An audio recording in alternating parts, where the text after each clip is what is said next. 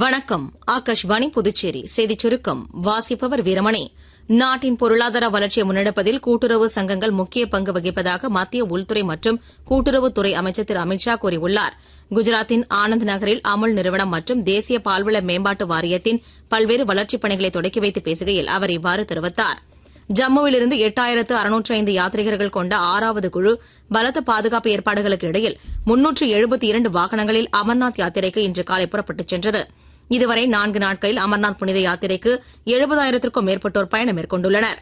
புதுச்சேரி மேட்டுப்பாளையம் மேல்நிலை நீர்த்தேக்க தொட்டியில் பராமரிப்பு பணிகள் மேற்கொள்ளப்பட இருப்பதால் இன்றும் நாளையும் நண்பகல் 12 மணி முதல் பிற்பகல் 2 மணி வரை மேட்டுப்பாளையம், சண்முகாபுரம், மாணிக்கச்செட்டியார் நகர், சோனியாகாந்தி நகர், வடக்கு பாரதிபுரம், மீனாட்சிப்பேட்டை, கதிர்காமம், நெசவாளர் குடியிருப்பு ஆகிய பகுதிகளில் குடிநீர் விநியோகம் தடைப்படும் என பொதுப்பணித்துறை வெளியிட்டுள்ள செய்திக்குறிப்பில் தெரிவிக்கப்பட்டுள்ளது.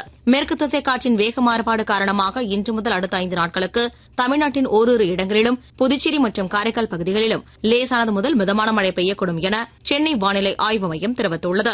2ஆம் ஆண்டு புதுச்சேரி பிரீமியர் லீக் கிரிக்கெட் போட்டியின் 2ஆம் நாளான இன்று பிற்பகல் 2 மணிக்கு நடைபெறவுள்ள ஆட்டத்தில் காரைக்கால் நைட்ஸ் அணி மாஹே மேகலோ ஸ்ட்ரைக்கர்ஸ் அணியை எதிர்கொள்கிறது. மாலை 6 மணிக்கு நடைபெறும் ஆட்டத்தில் ஏனாம் ராயல்ஸ் அணி வில்லியனூர் மோகித் கிங்ஸ் அணியை எதிர்கொள்கிறது. உலகக்கோப்பை குத்துச்சண்டை போட்டியில் இந்தியா மொத்தம் 3 தங்கம், 5 வெள்ளி, 3 வெண்கலப் பதக்கங்களை வென்றது. பிரான்சில் நடைபெற்ற சர்வதேச பேட்மிண்டன் போட்டியில் இந்தியாவின் மேக்னா ரெட்டி 21-10, 21-14 என்ற நேர் செட் கணக்கில் சுவிட்சர்லாந்தின் டுனிஸ் பிலிப்புசியை வென்று பட்டத்தை கைப்பற்றினார். இத்துடன் இந்த செய்திச் சுருக்கம் நிறைவு பெறுகிறது.